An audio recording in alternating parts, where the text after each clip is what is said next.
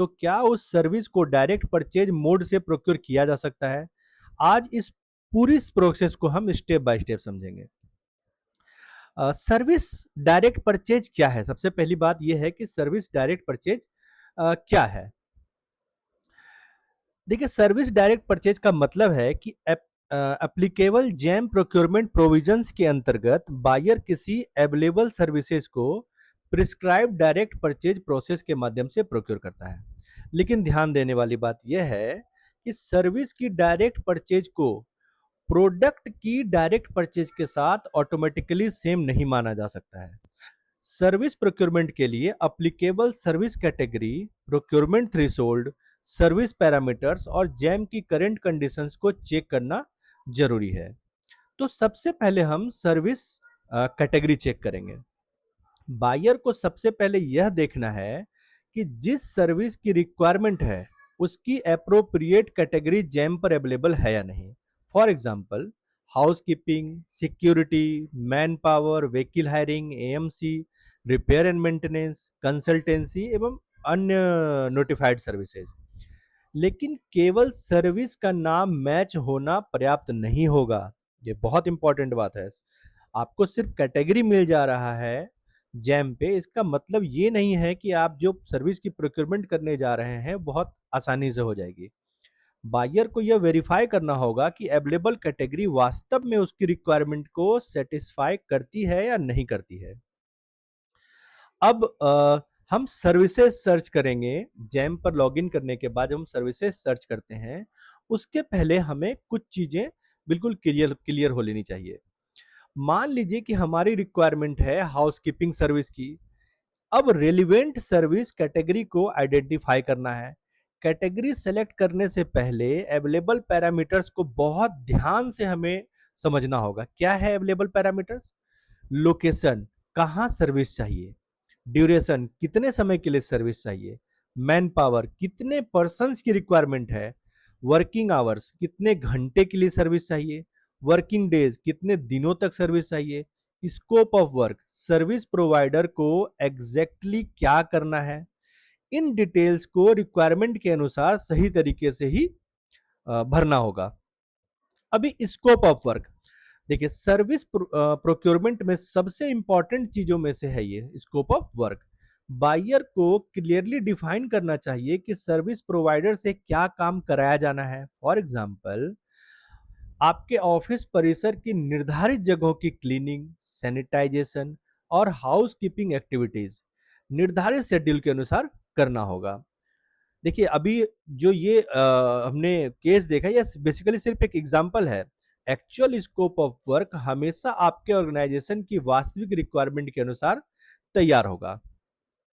तो फ्रेंड्स, आगे बढ़ के हम अब लॉगिन करने के बाद हम अब चलेंगे सर्विस प्रोक्योरमेंट डायरेक्ट मोड के थ्रू प्रोक्योरमेंट के लिए। तो चलिए हम आगे बढ़ते हैं। तो दोस्तों, जैसा कि आप देख सकते हैं कि मैंने वीडियो ज़्यादा लंबा ना हो इसके लिए पहले लॉगिन कर रखा है। तो बिना टाइम गवाए में हम डायरेक्ट चलते हैं सर्विस के डायरेक्ट परचेज के लिए।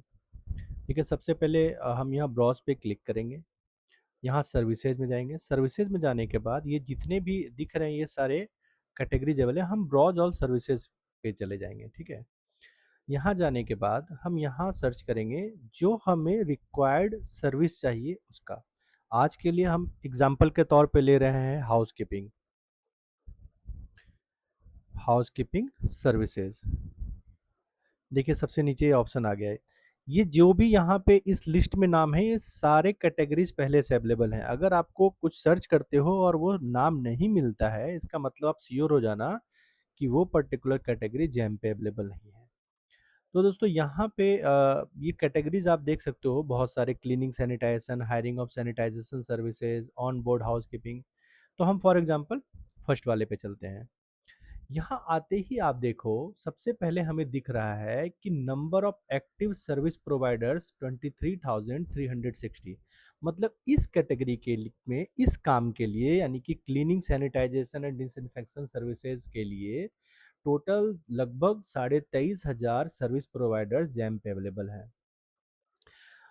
फ्रेंड्स, अभी आगे बढ़ने से पहले एक चीज़ बिल्कुल ध्यान में रखने वाली बात है कि ये जो आपको दिख रहा है सर्विस लेवल एग्रीमेंट, इसे जनरली हम एसएलए भी कहते हैं।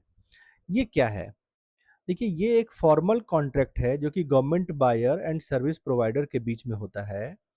इसमें क्या होता है कि इसमें स्कोप ऑफ वर्क डिफाइन होता है, परफॉर्मेंस स्टैंडर्ड्स होता है, डिलिवरेबल्स होता है, payment terms for service and इस तरीके की और भी चीज़ें होती हैं। आप इसको एक बार गो थ्रू कर लेना। अगर आपको इस कैटेगरी में कुछ कमी दिखती है, तो आप रिक्वेस्ट डाल सकते हो इसके अपग्रेडेशन के लिए। तो फ्रेंड्स, सबसे पहले हमारा काम है कि हम आगे बढ़ने से पहले कंसाइनी सेलेक्ट कर दें। तो सबसे पहले हम चलते हैं कंसाइनी में। यहाँ देखो ऑलरेडी कुछ सर्च है, हम इस पे ज़्यादा समय नहीं बर्बाद करके आगे बढ़ते हैं।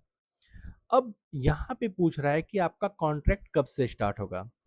तो चूंकि ये वीडियो हम आज बना रहे हैं, तो ये आज ही तो ऑर्डर हम प्लेस नहीं कर देंगे, इसलिए 2-3 दिन आगे से दिखाता है। चलो हम 14/8/2026 का डेट लेते हैं और 4 महीने आगे का डेट लेते हैं। यानी कि हमें दिसंबर लेना पड़ेगा 14 दिसंबर, मतलब 4 months. Number of working days in a month, मतलब एक महीने में आपके कितने वर्किंग डेज होंगे। फॉर एग्जांपल हमने 20 ले लिया, सेकेंड सैटरडे संडे को हटा के एक लमसम, ये कुछ फिक्स नहीं है, आप अपने हिसाब से लेना है आपको। नंबर ऑफ साइकिल्स, देखो नंबर ऑफ साइकिल्स क्या होता है, जितने महीने के लिए काम होना है, और cycle number number of days में कितनी साइकिल रिपीट होगी उससे मल्टीप्लाई होना है। तो हमारे केस में ड्यूरेशन 4 महीना है और डेज, वर्किंग डेज 20 है, तो ये 80 हो जाएगा। और फ्रीक्वेंसी मान लो हम 2 रखते हैं कि 2 बार पर डे में उसे आना है। तो अभी फ्रेंड्स हम देखो, आपको मैं नीचे आगे दिखाता हूँ कि अभी ये जितने भी हैं types of space, type of service, ये सबको हमें एक एक करके फिल करना होगा।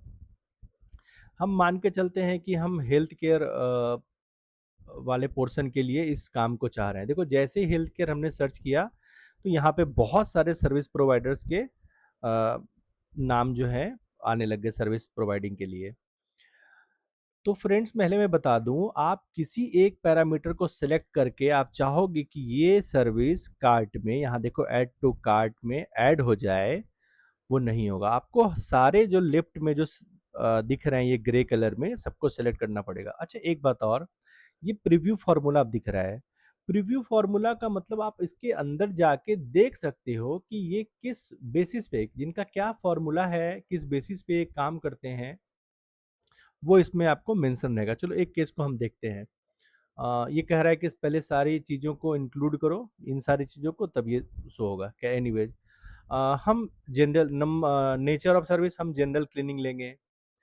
टाइप ऑफ एरिया हम लेते हैं कि चलिए हम आउटडोर में कराना चाह रहे हैं। और थोड़ा नीचे आते हो, एरिया इंक्लूजन्स क्या क्या चाहिए, तो हम पार्किंग ले लेते हैं। चलिए पार्किंग ले लेते हैं, चलिए कोई नहीं। फ्लोर टाइप नॉट एप्लीकेबल, कोई ऑप्शन है नहीं। और उसके बाद हम आते हैं और नीचे type of cycle sorry, daily basis पे हमें काम चाहिए। फिर एड ऑन्स आप चाहो तो ऐड कर सकते हो और चाहो तो छोड़ भी सकते हो। ये देखो एक ही ऑप्शन है यस, इसमें भी एक ही ऑप्शन है। चलो अब हम क्या करते हैं कि इतने सारे सर्विस प्रोवाइडर्स हमारे पास अवेलेबल हो गए। अभी आप देखो कि हमें किसी एक को ऐड करना है, तो आप देखो सबके आगे L1 लिखा है, सबके आगे L1 लिखा है। मतलब इनमें से हम किसी को भी ऐड कर सकते हैं अपने कार्ट में। बट बेटर होगा हम कुछ चीज़ों का ध्यान रखें। जब सारे L1 है तो हम किस बेसिस पे, भाई हम किसे सेलेक्ट करें। देखो एक बेसिस तो है कि हमें सप्लायर का स्टार रेटिंग देखना चाहिए। वो एक, बाकी किसी में देखो बहुत कम में दे रखा है, शायद हाँ 2 लोगों ने यहाँ दे रखा है। फिर देखो और हमें ये देखना है कि, तो हमें ये डिसाइड करना है कि हमें किस सप्लायर के साथ जाना है। देखिए आप जो उनके रिव्यूज़ हैं, जो कि बायर के थ्रू दिए जाते हैं, उस रिव्यूज़ पे जा सकते हैं। बट देखिए अब यहाँ 4.5 4.5 4.5 सबको मिला हुआ है। इसमें से कुछ जो है वो स्टार्टअप भी हैं, कुछ वुमनिया एमएससी इंटरप्राइजेज से भी हैं। देखिए अभी एक चीज़ मैं आपको दिखाऊं कि यहाँ एक ऑप्शन हमें दिख रहा है, अगर ध्यान से देखो, verified by GeM nominated agency, means कि आप इसके साथ जा सकते हो। चलो हम इसके साथ जाते हैं, हम इसे ऐड टू कार्ट करेंगे। फ्रेंड्स एक चीज मैं बिल्कुल क्लियर कर दूं कि ऐड टू कार्ट करते ही हम प्रोसीड टू चेकआउट करेंगे इसको फाइनल टच देने के लिए। और लास्ट वीडियो जो मैंने डायरेक्ट परचेज फॉर प्रोडक्ट के लिए बताया है, यहाँ से कार्ट में ऐड होने के बाद से परचेज का सारा कुछ प्रोसेस जो है, चाहे वो प्रोडक्ट हो चाहे वो सर्विस हो, बिल्कुल सिमिलर तरीके से होता है। तो फ्रेंड्स हम इस पे ज़्यादा टाइम नहीं बर्बाद करेंगे, आप लास्ट वीडियो का देख लो, बिल्कुल सेम तरीके से होता है। फ्रेंड्स आप एक चीज देख सकते हो कि यहाँ भी कार्ट में ये सर्विस 10 दिन के लिए ही अवेलेबल रहेगा। आप जो भी आइटम या सर्विस किसी भी प्रोक्योरमेंट के थ्रू कार्ट में ऐड करते हो, BOQ bidding, custom bidding, product bidding, direct purchase, L1 purchase, PAC, वो सारे के सारे 10 दिन के लिए ही अवेलेबल होते हैं। आपको 10 दिन के अंदर ऑर्डर को जो प्लेस करना है या बिड को पब्लिश करना है। तो मानिए 1 मिनट के लिए कि हमने कार्ट में डाला और हमें डालते ही ये एहसास हुआ या विदिन 10 डेज़, आगे बढ़ने से पहले 10 डेज़ के अंदर हमें ये लगा कि यार ये गलत है, ये सही नहीं है, तो हम यहाँ से डिलीट कार्ट भी कर सकते हैं। चलिए हम डिलीट करके देखते हैं। देखिए आप जैसे डिलीट करोगे ये बिल्कुल स्टार्ट फेज पे चला आएगा। ठीक है? फ्रेंड्स कार्ट को डिलीट करने के बाद ऐसा नहीं है कि हम फिर इसी स्टेज पे चले आएंगे, ये बिल्कुल सब कुछ ब्लैंक हो जाएगा। तो मैंने टाइम बचाने के लिए फिर से सबको फिल कर दिया है। और एक चीज़ आपको दिखाना चाहूँगा, जब हम सेलेक्ट कंसाइनी में जाते हैं, यहाँ नाम डालने के बाद यहाँ पूछ रहा है एरिया इन स्क्वायर मीटर, मतलब आपको कितने स्क्वायर मीटर एरिया की क्लीनिंग करानी है। तो हमने लास्ट टाइम जो है जब कार्ट में डाला था तो 1 ही था, हम इसे फॉर एग्जाम्पल 1000 स्क्वायर मीटर मान के आगे बढ़ते हैं। अब हम जब 1000 स्क्वायर मीटर मानेंगे तो फिर हम अब कार्ट में ऐड करते हैं उसी सर्विस प्रोवाइडर को, इस सर्विस प्रोवाइडर को मैंने लास्ट में किया था। और एक चीज और आप देखो कि ऐड टू कंपेयर भी एक ऑप्शन है, add to compare, add to compare, ये तब काम में आएगा जब हम L1 परचेज करेंगे। L1 परचेज तब करते हैं दोस्तों जब जो हमारा प्रोक्योरमेंट वैल्यू है वो 50,000 से लेके 10 लाख के बीच होता है। L1 परचेज भी डायरेक्ट परचेज है, लेकिन उसमें हमें 3 डिफरेंट सर्विस प्रोवाइडर्स या ओईएम से कंपेयर करना पड़ता है। तो खैर वो बात की बात है। अभी हम इस चीज़ को कार्ट में ऐड करते हैं। तो देखो अभी दोस्तों हमने कार्ट में ऐड किया, ये वैल्यू पहले 1.6 या ₹1.60 ऐसा कुछ दिख रहा था। तो अब ये देखो ₹1600 दिख रहा है। तो जैसा कि मैंने बताया कि ये यहाँ से हम इसको डिलीट भी कर सकते हैं, यहाँ 10 डेज़ के लिए है। दोस्तों प्रोसीड टू चेकआउट पे क्लिक करने के बाद जब हमें इस पेज पे लेके आता है जहां रिवाइज जीएसटी रेट के बारे में बताया गया है, तो इसको हम टिक करके चेक करके कंफर्म करेंगे। जैसे हम ये कंफर्म करते हैं, आप देख सकते हैं हमारे पास 3 ऑप्शंस हैं, रिव्यू फार्मूला, डायरेक्ट परचेज या बिड। रिव्यू फार्मूला पे हम जाते हैं, हमें पता चलेगा कि 1600 किस फार्मूला से आया है। चलिए एक बार देखते हैं, इस पे क्लिक करके देख लो आप एरिया का क्या मल्टीप्लिकेशन, उसके हिसाब से 16, इस पे ज़्यादा डीप में जाने की जरूरत नहीं है। 1600 ये कैसे है, बस फार्मूला आप देखना चाहो देख सकते हो। देखो बिड हमें करना नहीं है, हमें करना है डायरेक्ट परचेज, तो हम डायरेक्ट परचेज पे क्लिक करेंगे। लास्ट वीडियो के तरीके से ये बताता है कि आपने हायर अथॉरिटी से रेट रीजनेबिलिटी के लिए जो है अप्रूवल ले लिया है कि नहीं। ठीक है हमने ले लिया है, फिर हम इस पर क्लिक करेंगे। रीजनेबिलिटी ऑफ रेट पे क्लिक करने के बाद जब हमें इस पेज पे लेके आता है जहां आप देख सकते हैं बिलिंग साइकिल। बिलिंग साइकिल में आप देखो कितने सारे option, weekly, monthly, yearly, quarterly, मतलब कि आप जो बिल बनाओगे, पेमेंट कैसे करोगे, बिल बनेगा फिर पेमेंट होगा। बिल आप वीकली बनाओगे, मंथली बनाओगे, ईयरली बनाओगे, ये आप पे होल एंड सोल। चलो हम मंथली लेके चलते हैं। यहाँ आप मटेरियल, जॉब, इंटरनल, कुछ रेफरेंस नंबर अगर डालना चाहते हो तो डाल सकते हो। फिर आप दोस्तों देख सकते हो यहाँ पे रिक्वायरमेंट का number, that is PR number, PR का डेट, ये डालने के बाद आप इसको अपडेट कर देना। अपडेट करने के बाद इस पेज के नीचे में आप आओगे तो आपको दिखेगा कंटिन्यू। कंटिन्यू पे क्लिक करने के बाद आप देख सकते हो हम फाइनेंशियल डिटेल्स वाले पेज पे आ गए हैं। ये बिल्कुल वही पेज है जो लास्ट वीडियो में हमने डायरेक्ट परचेज फॉर प्रोडक्ट्स के लिए देखा था। इसको सेम उसी तरीके से फिल करेंगे, अपलोड करेंगे अपने अप्रूविंग अथॉरिटी के द्वारा जो हमें अप्रूवल मिला है उसे, फिर हम कंटिन्यू करेंगे। तो फ्रेंड्स यहाँ कंटिन्यू करने के बाद जब आप फाइनेंशियल डिटेल्स को फिल करके कंटिन्यू करते हो तो नेक्स्ट पेज पे जैम आपसे पूछता है कि जो भी आप सर्विस लोगे उसका स्टार्ट डेट क्या होगा, उसका एंड डेट क्या होगा। तो ये करके फिर आप लास्ट पेज ओटीपी जनरेशन पे जाते हो, वहाँ ओटीपी डाल के आपका जैम कॉन्ट्रैक्ट प्लेस हो जाता है। तो फ्रेंड्स कुछ बातें हैं, ये सर्विस की डायरेक्ट परचेज के थ्रू ये वीडियो यहीं पे एंड हो गई, बट कुछ बातें हैं जो क्लियर करनी ज़रूरी है। देखिए पहली बात तो कि डायरेक्ट परचेज का मतलब ही है डायरेक्ट परचेज, हमें बिड ना करना पड़े। बट जैम ने उसकी एक लिमिट लगाई है, क्या है? 50,000 तक। 50,000 तक के आइटम को या सर्विस को आप डायरेक्टली परचेज कर सकते हैं बिना किसी कंपैरिजन को किए हुए। फिर से बता रहा हूँ, इसमें मल्टीपल कंसाइनीज अलाउड नहीं है। मल्टीपल कंसाइनी आप अलाउ मतलब ऐड नहीं कर सकते हो।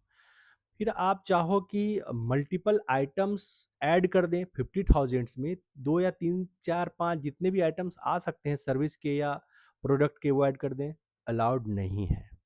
मैंने पहले भी बताया, फिर बता रहा हूँ।